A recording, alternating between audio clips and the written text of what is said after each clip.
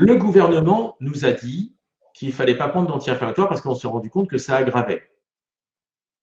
C'est une évidence. Nous le savons depuis un siècle. J'ai lu, je ne citerai pas son nom parce que c'est un médecin infectiologue pour lequel j'ai le plus grand respect. J'ai gardé son interview parce que vous pensez que je garde tout en ce moment. Il a dit dans une interview qu'il le savait depuis 20 ans. Donc ça fait 20 ans que les infectiologues savent officiellement que les anti-inflammatoires aggravent les infections virales. Est-ce que vous avez déjà vu ça marqué quelque part? Non. Pire que ça, les anti-inflammatoires sont en vente libre, sauf depuis 3 mois, même pas 2 mois. Ouais. D'accord? Ça veut dire que ça fait 20 ans qu'on tue des gens, je pèse mes mots, qu'on tue des gens en laissant les anti-inflammatoires en vente libre. Parce que pourquoi on le sait depuis un siècle? Parce qu'il y a un siècle, il y a eu la grippe espagnole, en 1918, et à ce moment-là, c'était l'aspirine qui était à la mode. Les anti-inflammatoires n'étaient pas encore là. L'aspirine avait été inventée par un laboratoire célèbre qui s'appelle Bayer. Vous savez, c'est le même qui ensuite a beaucoup travaillé aussi sur les chambres à gaz. Et Bayer avait, et le gaz moutarde pendant la guerre de 14-18, n'oublions pas, formidable les industries chimiques. Et donc Bayer avait inventé l'aspirine. Et l'aspirine était donc le médicament à la mode. C'était formidable. On avait un truc qui calmait les frissons, qui calmait la douleur. C'était vraiment le médicament. Tout le monde voulait de l'aspirine. Arrive la grippe, la fameuse grippe espagnole de 1918. Tous ceux qui pouvaient ont pris de l'aspirine. Mortalité chez les gens qui prenaient de l'aspirine multipliée par 10. On le sait depuis 1918 que prendre des anti-inflammatoires pendant une infection virale, ça ouvre la porte. Pourquoi? Vous arrêtez la fièvre. La fièvre empêche le virus de se développer. On l'a dit tout à l'heure, le virus est sensible à la chaleur. Ensuite, cette fièvre crée de l'inflammation. Cette inflammation crée de la fibrose. Et cette fibrose empêche le virus d'aller ailleurs. Vous allez avoir de l'inflammation dans le nez, mais au moins, ça n'ira pas dans les bronches.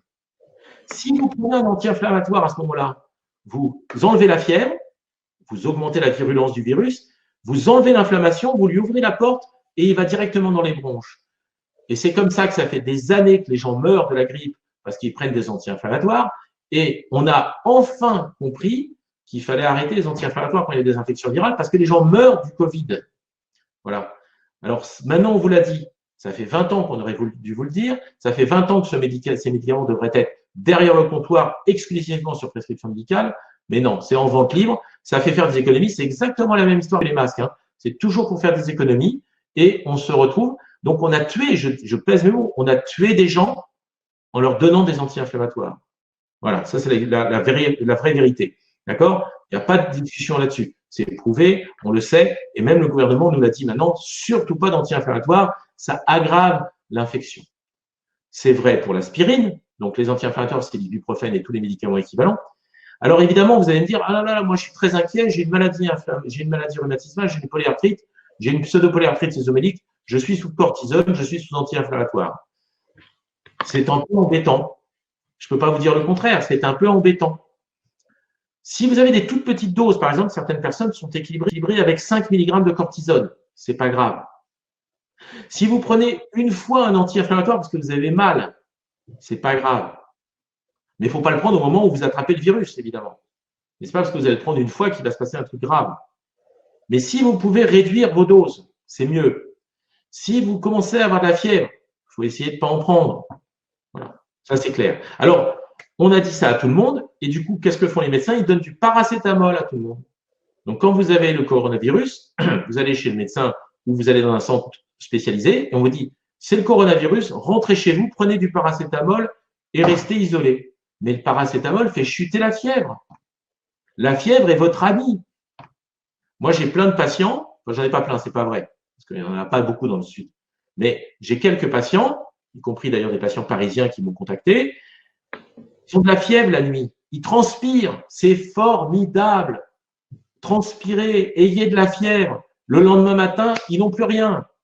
Ça va revenir le soir, ça va. Mais la fièvre est thérapeutique. Ne prenez pas de paracétamol. Sauf quand ça devient insupportable, vous avez très très mal à la tête. Et même là, on a de l'homéopathie pour vous aider. Donc, il ne faut pas casser la fièvre. La fièvre, c'est votre ami. Surtout face à un virus pour lequel on n'a pas de traitement. On viendra tout à l'heure sur la chloroquine. Voilà. Donc, ne prenez pas de médicaments pour faire chuter la fièvre. En plus, on n'a pas des fièvres très élevées. Et moi, je le dis à tous mes patients depuis des années. D'abord, je leur dis surtout pas d'anti-inflammatoire, surtout pas d'aspirine en cas de grippe. Mais en plus, je leur donne des trucs pour les faire transpirer. Je leur dis, mais prenez une soupe à l'ail le soir, des tisanes de thym, couvrez-vous, 2 pyjamas, 3 couvertures, transpirez. Vous allez avoir de la fièvre, ça va vous faire du bien et vous allez combattre le virus. Ça fait un siècle qu'on le sait. Pourquoi on dit aux gens prenez des paracétamol? C'est absurde. Je suis très en colère parce qu'on fait d'énormes bêtises. Mais quand on fait des bêtises et qu'il y a 2-3 morts, que les gens sont un peu malades, ou ils sont en arrêt de travail une semaine de plus, on s'en fiche. Là, on va avoir des milliers de morts parce qu'on fait n'importe quoi. Parce que quand on nous dit la chloroquine, il n'y a pas d'étude, on va y revenir. Mais est-ce que vous connaissez une étude qui prouve que le paracétamol améliore la guérison du coronavirus? Pas une seule. Alors pourquoi les médecins prescrivent du paracétamol sans étude, mais ils ne prescrivent pas de chloroquine parce qu'ils n'ont pas d'études? Ce n'est pas du foutage de gueule, et je suis poli. Jamais vous trouverez une étude qui prouve que le paracétamol aide à la guérison du coronavirus. Parce que ça n'aide pas, d'abord. Et deuxièmement, il n'y a pas d'étude. L'étude, c'est que ça fait baisser la fièvre. Mais on s'en fout, puisque la fièvre, c'est votre ami.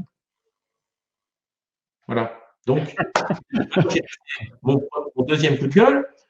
Il y en a d'autres. Hein. Attendez-vous à ce qu'il y en ait d'autres. Hein, parce fini, il n'a pas dit son dernier mot encore.